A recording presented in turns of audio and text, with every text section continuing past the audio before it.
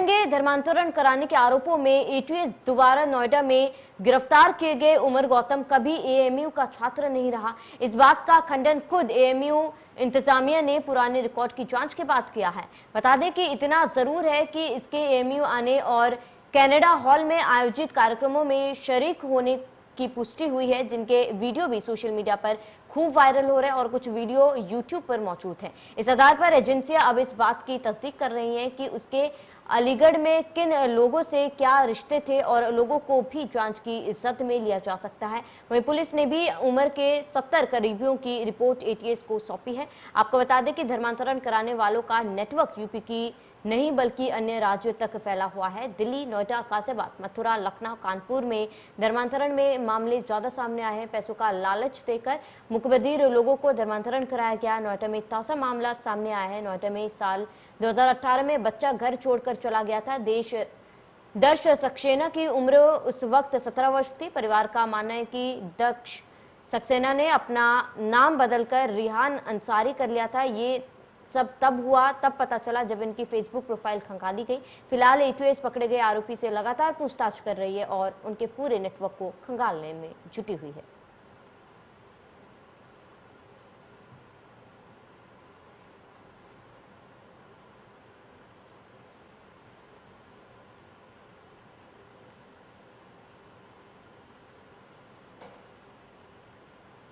Police ने ATS को उमर के 70 करीबियों की सूची भेज दी है, जिनकी जांच की जा सकती है, जिनसे पूछताछ भी की जा सकती है।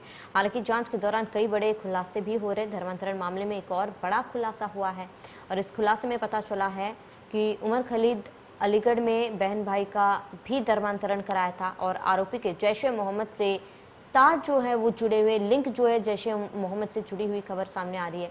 एटीएस लगातार पकड़े गए आरोपी से पूछताछ कर रही है। धर्मांतरण कराने वालों के नेटवर्क जो है वो खंगाले गए हैं।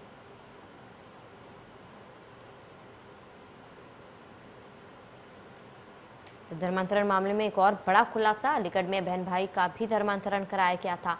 आरोपी के जैश ए मोहम्मद से तार जुड़े हुए हैं। आरोपी लखनऊ में एक और संस्थान का पदाधिकारी भी है और लगातार उससे पूछताछ की जा रही है। फिलहाल एक उमर के 70 करीबियों की सूची बनाई गई है और पुलिस ने एटीएस को वो सूची सौंप दी है। एटीएस आगे की जांच करेगी। हो सकता है कि वो 70 लोगों से भी एटीएस संपर्क करने की कोशिश करे।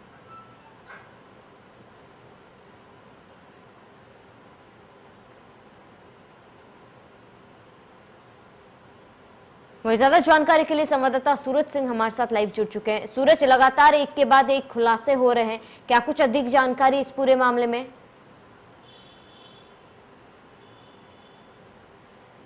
जी बिल्कुल सामने आपको बताते, देखिए जिस तरीके से लगातार एटीएस कार्रवाई कर रही है, वहीं पर अभी फतेहपुर के जो उमर गौतम है रहने वाला, उसके नज़दीकियों की 50 से 60 लोगों के नंबर निकाले गए हैं और उनके जो नज़दीकी रिश्तेदार हैं उनकी डिटेल मांगी गई है। एटीएस लगातार एक के बाद एक नए कदम पर एक्शन ले रही है, क्योंकि अभी नोएडा में ही निकल करके सामने आया था जिस तरीके से वहाँ पर उन लोगों ने डाशना में किस तरीके से वो हमलावर थे।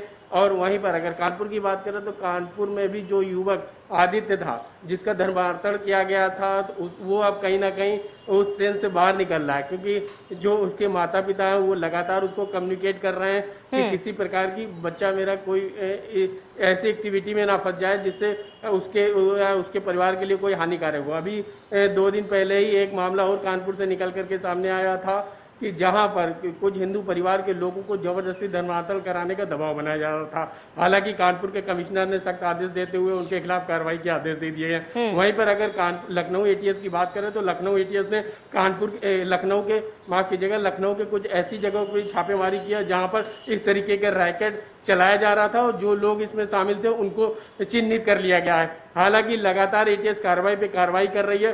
वहीं पर फतेहपुर के भी और जो कॉन्टेक्ट्स है उनको खंगाले जा रहे हैं कि जो उमर गौतम है इनके संपर्क में कौन कौन लोग था और ये किन लोगों से मिलता था, क्योंकि जिस तरीके से वीडियो सामने निकल करके सामने आया है, एटीएस लगातार उस पर भी नजर बनाए हुए है कि ये लोग कहाँ कहाँ के वीडियो हैं, ये किन किन देशों में गया।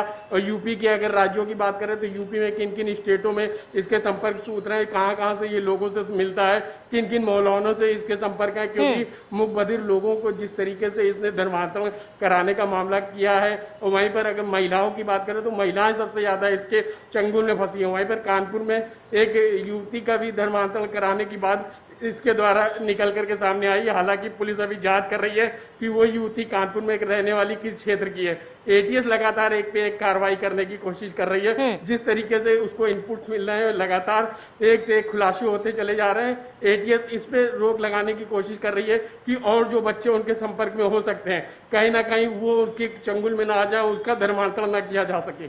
तो इस पर भी नजर बनाए हुए हैं और जो एक से एक एक्टिविटी है उसकी कॉल डिटेल्स निकाली जा रही हैं। जो बच्चे मुख बधिर थे उनके मोबाइल कॉल डिटेल निकाले जा रहे हैं कि किसी प्रकार की कोई भी और चूक ना हो सके, जिससे अन्य बच्चे हो सकता है उस स्टेज से कहीं अन्य जगह ना जा पाए। जी बिल्कुल, बने रहिए हमारे साथ हमारे सहयोगी खुरम निजामी भी हमारे साथ जुड़ चुके हैं। खुरम, क्या कुछ पूरी जानकारी है, क्योंकि अभी तक के जांच में कई बड़े खुलासे भी हो रहे हैं और कहा यह भी जा रहा है कि फिलहाल जैश ए मोहम्मद के तार भी इन दोनों जो गिरफ्तार हुए उनके साथ जुड़े हुए हैं।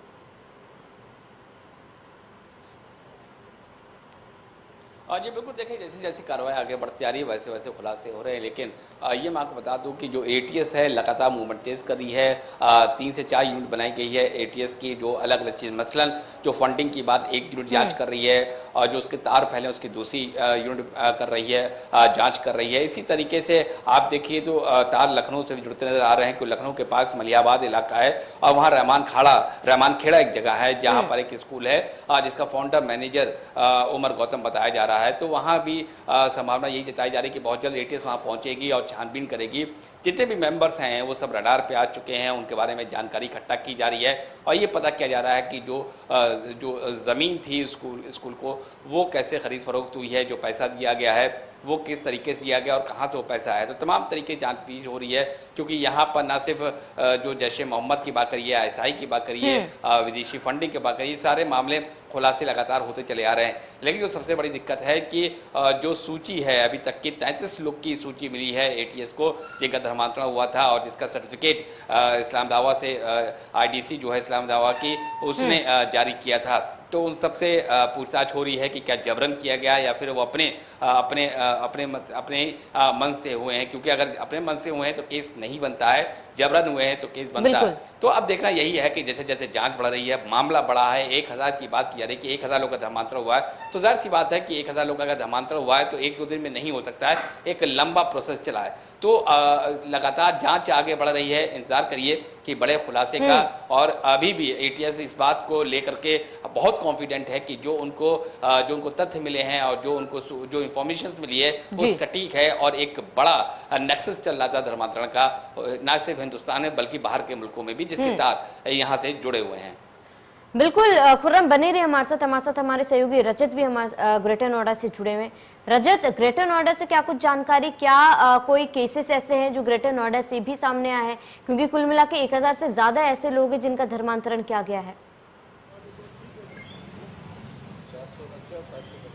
जी बिल्कुल श्रावणी, मामला है 2018 का जो कि अभी एटीएस ने खुलासा किया। उसके बाद जो मामले हैं वो लगातार खुलते हुए जा रहे हैं। एक महिला है जिसने आरोप लगाया है कि उसका जो बेटा था 2018 में लापता हो गया था, जो कि सेक्टर 45 पड़ता है, वहां पर बच्चा था। सेक्टर 31 में निठारी के स्कूल है, वहां पर आईटीआई की पढ़ाई कर रहा था। उसी दौरान बच्चा था वो घर छोड़ के चला गया था, उसके बाद भी कोई कांटेक्ट नहीं हुआ। हालांकि अब माँ का उसके मानना है कि जो बच्चा है जिसका नाम दर्श सक्सेना नाम था, वो अब रेहान अंसारी बन चुका है। कहीं ना कहीं अब माँ का, हालांकि 2018 में जो फेज 2 थाना पड़ता है वहां पर रिपोर्ट भी दर्ज कराई गई थी और अब मामले में पूरे जो जब से जो खुलासे हुए धर्मांतरण के, उसके बाद पुलिस है हरकत में आई है और अब मामले की जांच कर रही है। लेकिन अब जो मां का कहना है कि उसका जो बेटा है, जो कि एक लड़की है नूरी, उससे भी फेसबुक से जो चैट से खुलासा हुआ कि उनसे कांटेक्ट करती थी। नूरी के जो पिता थे और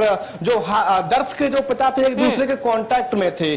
तमाम के बाद जो काफी बात उसकी माँ ने पूछा भी था, क्योंकि जब दर्श घर पे आता था तो कुछ कई बार जो कि टोपी होती थी और कुछ गैर धर्म की जो किताबें होती थी उसको जाना पड़ा करता था दर्श। उसके बावजूद पूछताछ भी की गई थी दर्श से, लेकिन उस दौरान कोई भी मामला सामने नहीं आया है। लेकिन हाँ, ये जरूर है कि अब उसकी माँ का कहना है कि दर्श है वो अब रेहान अंसारी बन चुका है। वो कोई कैराना है, वहां पर किसी के साथ रह रहा है, वहां पर उसके बेटे को बताया जा रहा है। लेकिन अब पुलिस है वो हरकत में आ चुकी है। जो फेसबुक चैट की बात करें, फेसबुक चैट की बात करें, फेसबुक में जो दर्श के जो फ्रेंड है, जहां तर किराना साइड के जो कि मुस्लिम है, वहीं के ही फ्रेंड, लगभग 90% जो फ्रेंड है फेसबुक लिस्ट में वो दर्श के मुस्लिम है, वो किराना साइड के ही है। अब उनकी मां का मानना है कि जो जहां तक की जो बेटा है दर्श, जो कि अब रेहान अंसारी बन चुका है, वो किराना में ही रहता है। अब देखने वाली बात यह है कि उसकी मां का यह भी कहना है कि दर्श को लंबे बहुत ही महंगे महंगे शौक थे और हो सकता है कि उसके चलते कोई वो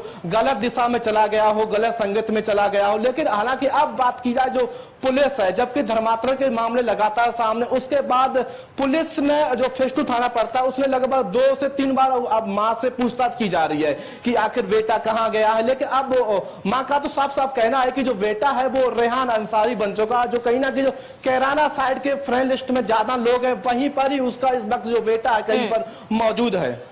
बिल्कुल रजत, तमाम जानकारी के लिए आपका बहुत बहुत शुक्रिया। खुरम, आपका हमारे साथ जुड़ने के लिए बहुत बहुत शुक्रिया। आपका भी हमारे साथ जुड़ने के लिए बहुत बहुत शुक्रिया।